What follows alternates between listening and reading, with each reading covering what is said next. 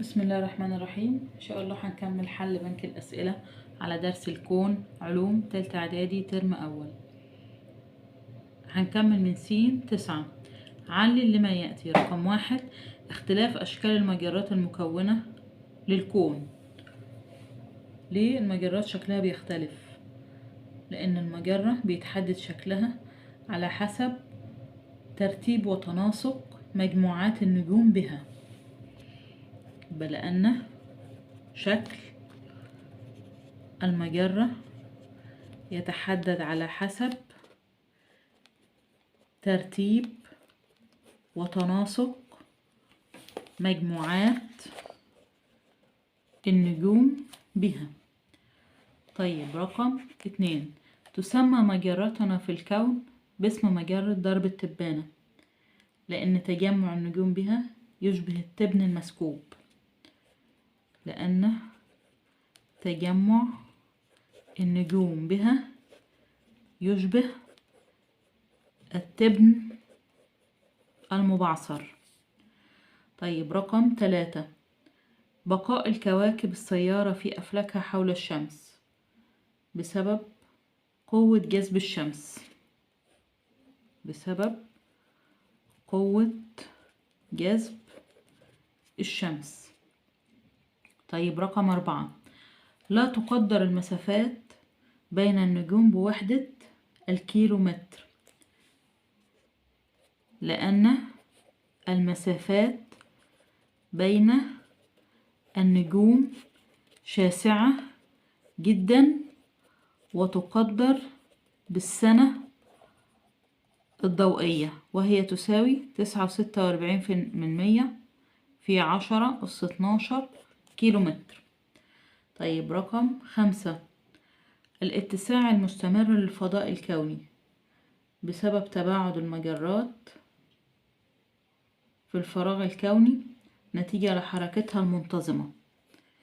يبقى بسبب تباعد المجرات بسبب حركتها المنتظمة. طيب رقم 6: تتباعد المجرات عن بعضها البعض بسبب حركتها المنتظمة. طيب رقم 7: تمكن العلماء من دراسة تاريخ الكون منذ اللحظة الأولى لنشأته، لأن الاكتشافات الحديثة في علمي الفضاء والفلك، الفيزياء والفلك، مكنت العلماء من ذلك. في علمي الفيزياء والفلك مكنت العلماء من ذلك. طيب رقم 8: التلاحم بين الجسيمات الذرية الناتجة عن الانفجار العظيم أدى إلى تكون المجرات والنجوم والكون بسبب تكون غازي الهيدروجين والهيليوم. بسبب تكون غازي هيدروجين والهيليوم والهيدروجين بنسبة 25 إلى 75%، واللذان أنتجا المجرات والنجوم عبر ملايين السنين. طيب السؤال اللي بعد كده رقم 9: انفصال أجزاء من السديم على هيئة حلقات تدور في نفس اتجاه الكتلة الملتهبة المتبقية منه. بس ليه انفصلت أجزاء من السديم؟ بسبب القوة الطاردة المركزية.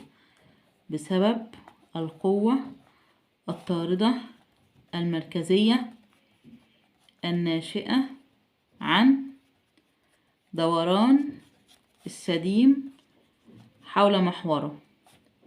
طيب رقم 10: تحرر الشمس من جاذبية النجم العملاق تبعا لنظرية النجم العابر.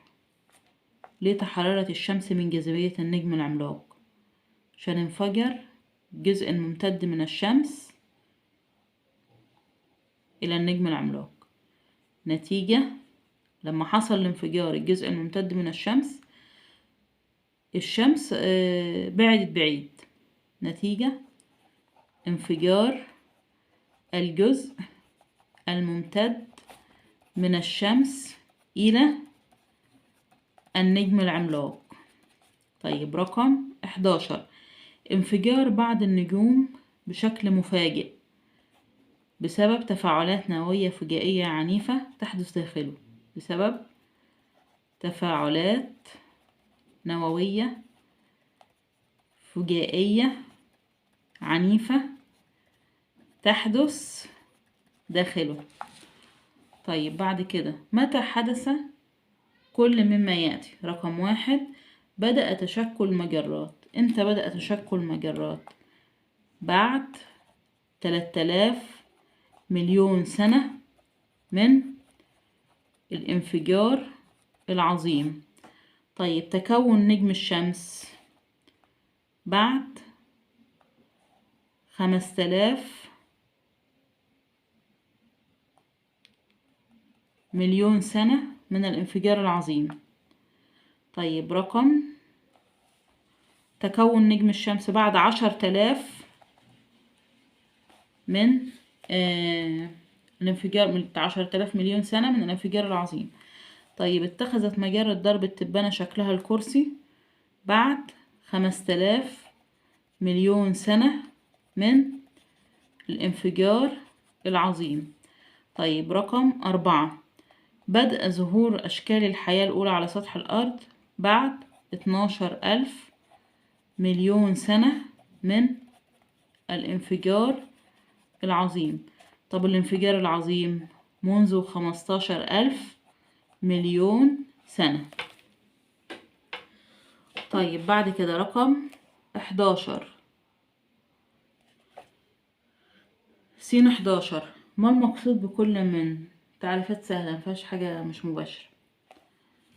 طيب بعد كده سين 12، اذكر أهمية كل من. رقم 1، الجاذبية في النظام الشمسي، فايدتها ايه؟ بقاء الكواكب في أفلاكها حول الشمس، ودوران الأرض حول ودوران الكواكب ودوران الأقمار حول الكواكب. يبقى فايدة الجاذبية بقاء الكواكب في أفلاكها أو مداراتها حول الشمس. تاني حاجة دوران الأقمار حول الكواكب. طيب رقم 2، السنة الضوئية، فايدتها ايه؟ تقدير المسافات بين الأجرام السماوية. طيب رقم 3، غازي الهيدروجين والهيليوم تبعا لنظرية الانفجار العظيم أنتج المجرات والنجوم. أنتج المجرات والنجوم عبر ملايين السنين. طيب بعد كده رقم 4، الخط الغازي الممتد، الخط الغازي في نظرية النجم العابر.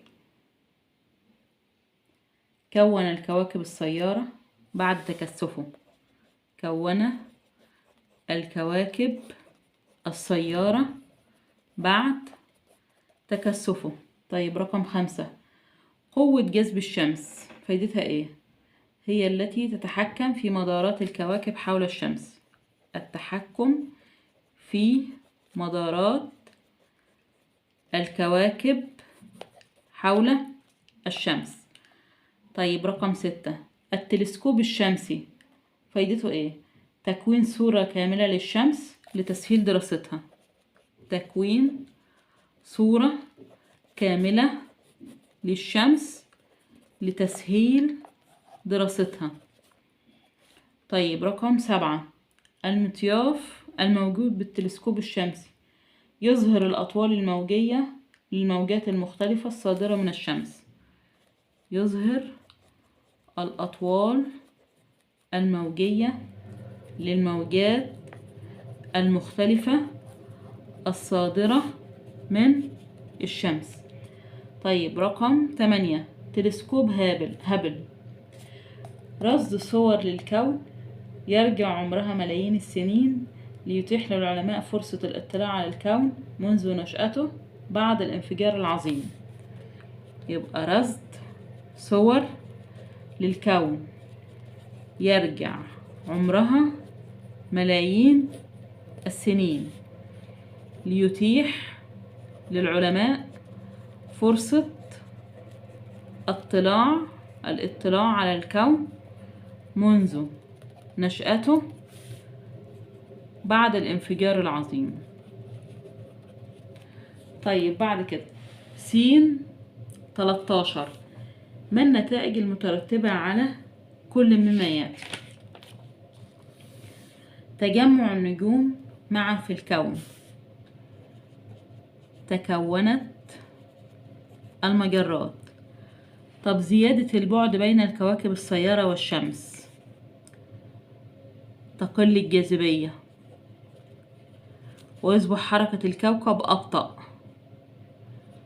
وتصبح حركة الكوكب أبطأ. طيب رقم 3 حركة المجرات بشكل منتظم اللي يحصل تمدد الكون. طب التباعد المستمر بين المجرات برضو تمدد الكون. طب تلاحم الجسيمات الذرية بعد مرور عدة دقائق من الانفجار العظيم اللي يحصل لما تلاحمت الجسيمات الذرية،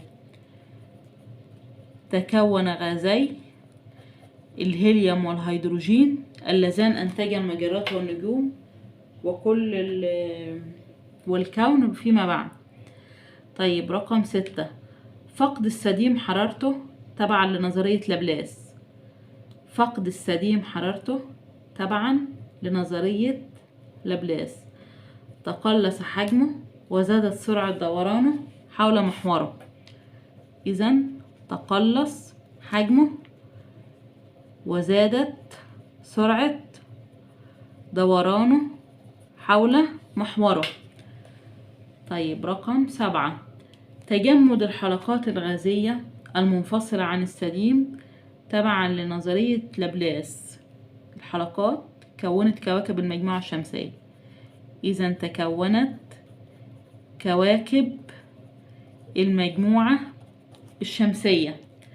طيب رقم 8 اقتراب نجم عملاق من الشمس تبعا لنظرية النجم العابر، شد جزء الشمس اللي قدامه، يبقى تمدد جانب الشمس المواجه للنجم العملاق.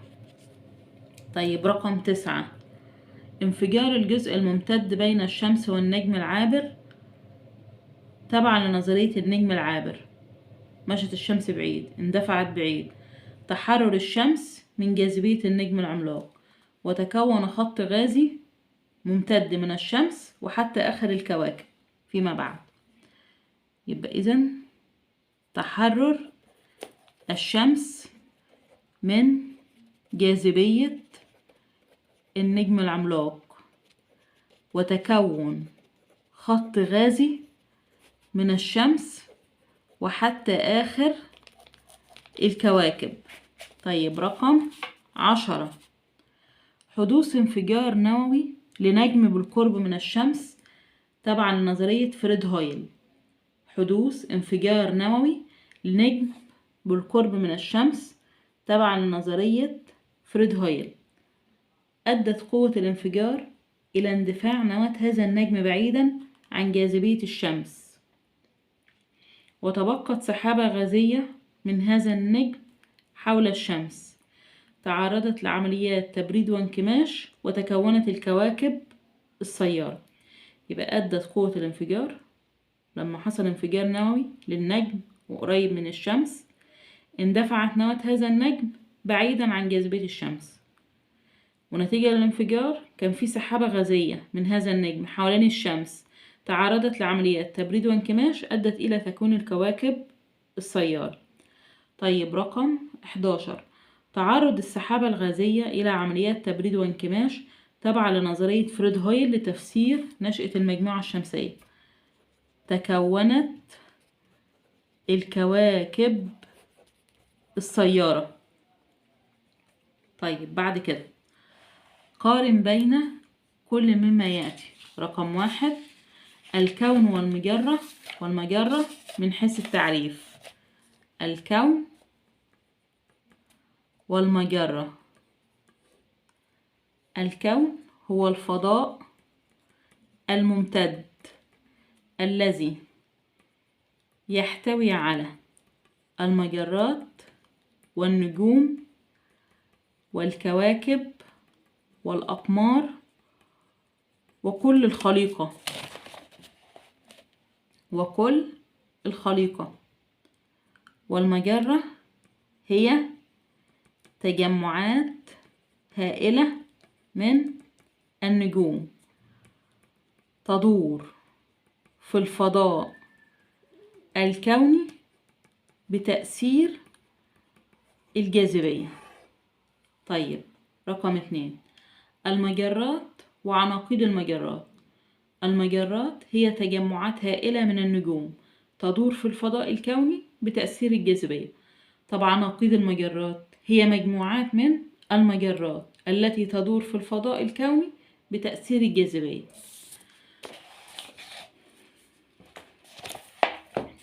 طيب بعد كده رقم 3 نظرية الانفجار العظيم والنظرية السديم من حيث الغرض من النظرية.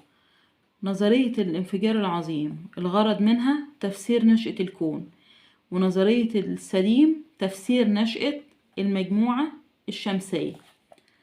طيب بعد كده رقم 4 نظرية السديم ونظرية النجم العابر والنظرية الحديثة من حيث مؤسس النظرية وأصل المجموعة الشمسية والقوة المتسببة في تكون المجموعة الشمسية وفروض النظرية. عاوز يقارن ما بين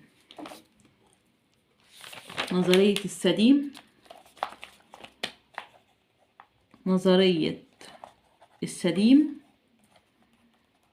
ونظرية النجم العابر والنظرية الحديثة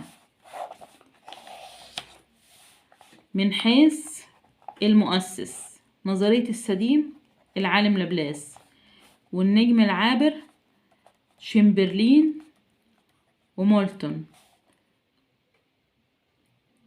والنظرية الحديثة فريد هويل. ده من ناحية المؤسس. طيب أصل المجموعة الشمسية. نظرية السديم أصل المجموعة الشمسية السديم.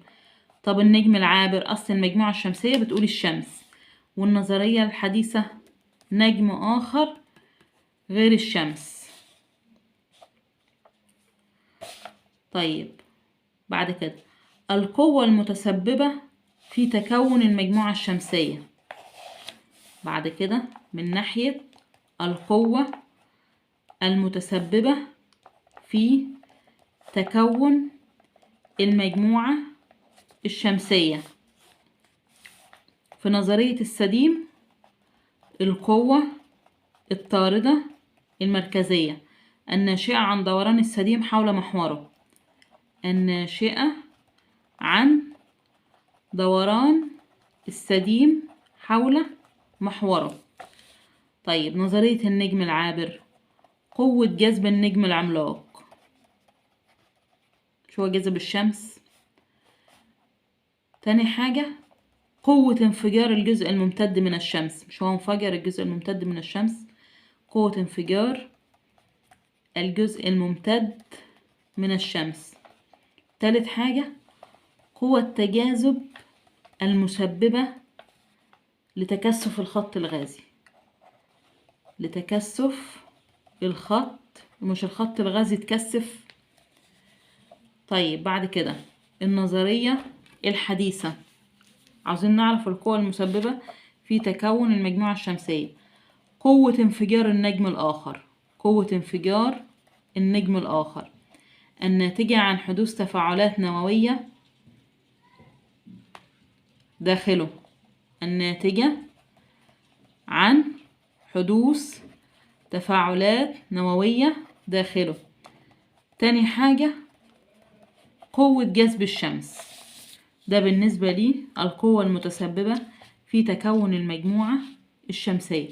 طيب فروض النظرية بقى اللي هي المراحل نقولها بالتفصيل، في نظرية السديم ونظرية النجم العابر والنظرية الحديثة. طيب فروض النظرية اللي هي مراحل النظرية. طيب س 15 ادرس الأشكال التالية ثم أجب. رقم 1 الشكل المقابل يعبر عن المجرة التي تنتمي إليها مجموعتنا الشمسية. ما اسم هذه المجرة؟ عاوز اسم المجرة اللي فيها المجموعة الشمسية بتاعتنا. درب التبانة. وإلى أي نوع من المجرات تنتمي؟ المجرات الحلزونية أو اللولبية. طيب رقم ب ما الذي يشير إليه الرموز X و Y و Z؟ X مركز المجرة، و Y الأذرع الحلزونية، و Z الشمس. طيب رقم ج أين تقع أقدم النجوم وأحدث النجوم عمرا في هذه المجرة؟ أقدم النجوم في المركز المجرة، وأحدثها في الأذرع الحلزونية. طيب بعد كده رقم 2 الشكل المقابل يمثل نشاط يوضح أحد العمليات التي حدثت للكون. رقم أ ما الذي يمثله كل من انتفاخ العجين، تمدد الكون. طب تباعد حبات الزبيب، تباعد المجرات بمرور الزمن، تباعد المجرات بمرور الزمن. طب ما الذي تستنتجه من زيادة المسافات بين حبيبات الزبيب بعد فترة من تخمر العجين؟ استنتج ايه؟ ان الكون في حالة تمدد مستمر. طيب بعد كده رقم 3 الشكل المقابل يمثل شكلا تخيليا لحدث يفسر نشأة الكون. رقم أ ما الحدث اللي بيقول لي نشأة الكون؟ ما خدناش الا نظرية واحدة بتفسر نشأة الكون اللي هي نظرية الانفجار العظيم. ما الحدث الذي يمثله الشكل؟ الانفجار العظيم. طب ما هو اعتقاد العلماء عن بداية الكون قبل هذا الحدث؟ أن الكون عبارة عن كرة غازية ضئيلة الحجم جدا مرتفعة الضغط والحرارة. أن الكون عبارة عن كرة غازية ضئيلة الحجم مرتفعة الضغط والحرارة. طيب رقم ج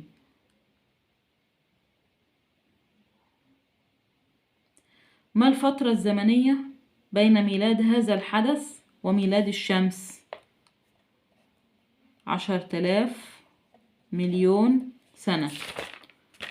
10,000 مليون سنة. طيب رقم 4 الشكل المقابل يوضح إحدى مراحل نظرية العالم لابلاس لتفسير نشأة المجموعة الشمسية. لابلاس. ما اسم هذه النظرية؟ النظرية بتاعت لابلاس اسمها ايه؟ نظرية السديم. طيب ما الذي تمثله هذه المرحلة؟ مرحلة تشكل المجموعة الشمسية. مرحلة تشكل المجموعة الشمسية. طيب رقم ج مما تشكل ما يشير إليه كل من X و Y. X اللي هي الشمس تشكلت من الكتلة الملتهبة المتبقية من السديم في المركز. طب واي اللي هي الكواكب تشكلت من برودة الحلقات الغازية التي انفصلت عن السديم وتجمدت. مش السديم انفصلت منه حلقات بسبب القوة الطاردة المركزية؟ طيب الحلقات ديت بردت واتجمدت وكونت كواكب المجموعة الشمسية، والكتلة الملتهبة المتبقية اللي هي اكس كونت الشمس. في المركز. طيب رقم 5، الشكل المقابل يوضح فرضا من إحدى النظريات المفسرة لنشأة المجموعة الشمسية للعالمين شمبرلين ومولتون. رقم أ، ما اسم هذه النظرية؟ النظرية بتاعت شمبرلين ومولتون اسمها ايه؟ نظرية النجم العابر. طيب رقم ب، ما الرقم الدال على أصل المجموعة الشمسية تبعا لهذه النظرية؟ 1 ولا 2 ولا 3؟ أصل المجموعة الشمسية الشمس. طب الشمس أهنه رقم 1 ولا 2 ولا 3؟ ما هو اقترب نجم عملاق من الشمس، يبقى الكبير ده النجم العملاق والصغير ده الشمس، إذن 1. طيب رقم ج، ما نتيجة انفجار الجزء المشار إليه بالرقم 2؟ تحرر الشمس من جاذبية النجم لما انفجر الخط ده ايه اللي حصل؟ تحررت الشمس من جاذبية النجم العملاق وتكون خط غازي ممتد من الشمس وحتى آخر الكواكب.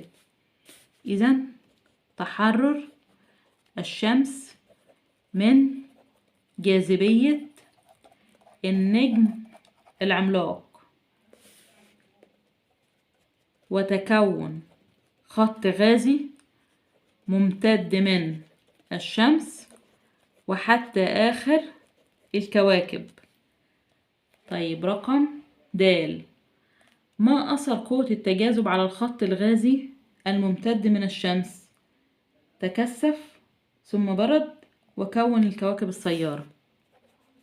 تكثف ثم برد وكون الكواكب السيارة. هنكتفي بهذا القدر وإن شاء الله يكون في فيديو تاني لحل بقية الأسئلة. شكرا لكم.